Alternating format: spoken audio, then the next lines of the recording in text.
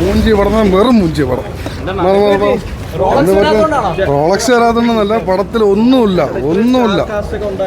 ഒരു കോപ്പില്ല. അമീർ ഖാൻ വെറും comedy piece. ഒരു കാര്യമില്ല.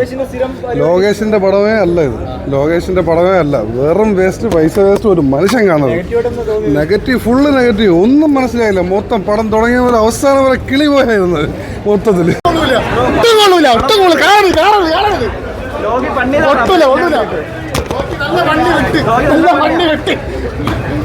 കൈയും കലർന്ന് പൊങ്ങുന്നില്ല. സത്യം പറഞ്ഞ ബ്രോ ഉറങ്ങാതെയാണ് വന്നത്. കാര്യം നമ്മൾ അത്രയും ഹൈപ്പിൽ ഉറങ്ങാതെ വന്നു, പക്ഷെ അതിനുള്ളതൊന്നും കിട്ടിയിട്ടില്ല. ഇത് അടുത്ത പാൻ ഇന്ത്യൻ കൊണ്ട് കള്ളപ്പണം ഇത്.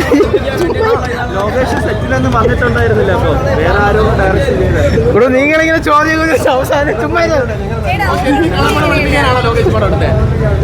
ലോകേഷിന്റെ കള്ളപ്പണം ഉണ്ടെന്ന് എനിക്ക് അറിഞ്ഞൂടല്ലേ ബ്രോ. ഉള്ളവര് വെളുപ്പിക്കുമായിരിക്കും. എന്തായാലും വെളുക്കും, കുറെ എന്തായാലും വെളുക്കും. നാളെ രാവിലെ വെളുക്കട്ടെ.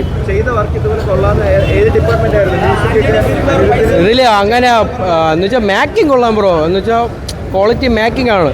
കൊടുത്ത പൈസ അവർ മേക്കിംഗ് കാണിച്ചു. പക്ഷേ കണ്ടന്റ് ഇല്ലല്ലോ. End of the day content ആണല്ലോ ഫിലിം.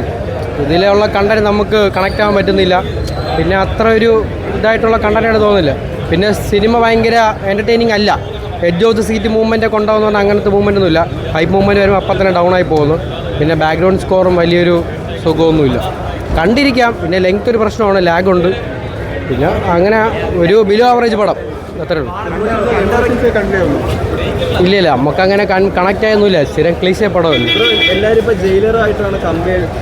ജയിലർ സത്യം പറയാം, ജയിലറിലും അങ്ങനത്തെ ഇത്. പക്ഷേ ജയിലർ ഒരു പീക്ക് മൂവ്മെൻറ്റ് ഉണ്ടാക്കി വെച്ചിട്ടുണ്ട്. അത് വെച്ച് നോക്കുമ്പോൾ ഇതിലും അങ്ങനെ പറയാത്ത ഇതൊന്നും ഇല്ല. ഇത് ചുമ്മാ ആൾക്കാരെ കൊണ്ടൊന്നും യൂസ് ചെയ്യാത്ത പോലെ ആയിപ്പോയി. അത് വേണം. കൗരവർ സിനിമയുടെ കണ്ടന്റ് ഇതിൽ അവിടെ നിന്ന് ഇങ്ങനെ നൈസായിട്ട് കൊണ്ട് ഇതിനകത്തിട്ടുണ്ട്. പിന്നെ അത് സെയിം അതേ ക്ലൈമാക്സും അത് ആണെന്ന് തോന്നുന്നു. സെയിം അത് തന്നെ. പിന്നെ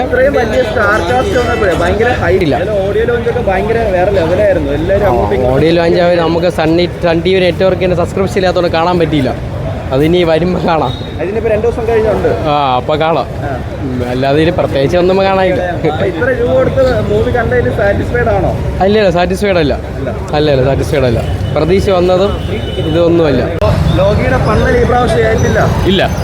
ഇല്ല വർക്കൊക്കെ കൊള്ളാം. ക്യാമറ വർക്കൊക്കെ നമ്മളെ മേച്ചിട്ടുണ്ട്. പക്ഷേ സ്റ്റോറി വൈസ് നമ്മൾ ഓരോ ചിത്രങ്ങൾ കണ്ട പേട്ട, നമ്മൾ ഒരു സിനിമ കാണുമ്പോൾ ഇത് പേട്ടയിലുള്ള സീന്, ഇത് ജയിലറിലുള്ള സീന്, ഇത് ലിയോയിലുള്ള സീന്, അങ്ങനെ ഓരോ സീന് അങ്ങനെ വന്നുകൊണ്ടാണ് നമുക്ക് ഏറ്റില്ല. പക്ഷേ ഈ സിനിമയൊന്നും കാണാത്ത ആൾക്കാർക്ക് ഈ സിനിമ കുഴപ്പമില്ല. ഒരു ആവറേജ് ഫിലിം ആണ്. ഓൺ ടൈം വാച്ചബിളാണ്. പടം അങ്ങനെ തീരെ കൊള്ളില്ലെന്ന് എഴുതിത്തള്ളാൻ പറ്റത്തില്ല. എന്നാലും ഓൺ ടൈം ആണ്.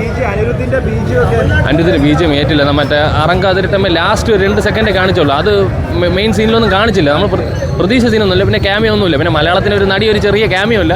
അല്ലാതെ ഒരു സീനിലുണ്ട്. അല്ലാതെ സൗബിന് കൊള്ളാം. പടത്തിൽ നാഗാർജുനാണ്. ഈ പടത്തിൽ തിളങ്ങിയത് നാഗാർജുനാണ്. രണ്ടാമത് സൗബിനാണ്. മൂന്നാമത് രജനിയാണെന്ന് പറയാൻ പറ്റുമോ? എന്തോ എനിക്ക് ജയിലറിൻ്റെ ആ ഒരു അത്രയും ഒന്നും വന്നിട്ടില്ല. കാരണം ഒരു അൾട്ടിമേറ്റ്ലി ഒരു സംവിധായകൻ്റെ കയ്യിലാണ് എങ്ങനെയാണ് ഒരു നടനെ പ്രസൻറ്റ് ചെയ്യുന്നത് എന്നുള്ള രീതിയിലിരിക്കുന്നത്. അപ്പോൾ അക്കാര്യത്തിൽ നെൽസൺ തന്നെയാണ് ഈ അടുത്ത കാലത്ത് വിജയിച്ച് നിൽക്കുന്നത്.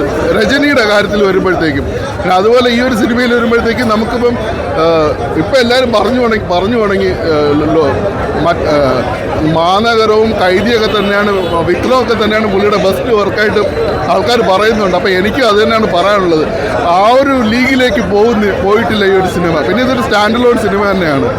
ഇടയ്ക്കിടയ്ക്ക് നല്ല ഹൈ മൊമെന്റ്സ് വരുന്നുണ്ടെങ്കിലും ഭയങ്കര ഒരു പതിഞ്ഞ താളത്തിൽ കഥ പറഞ്ഞു പോകുന്നതാണ്. അപ്പോൾ എനിക്ക് വളരെ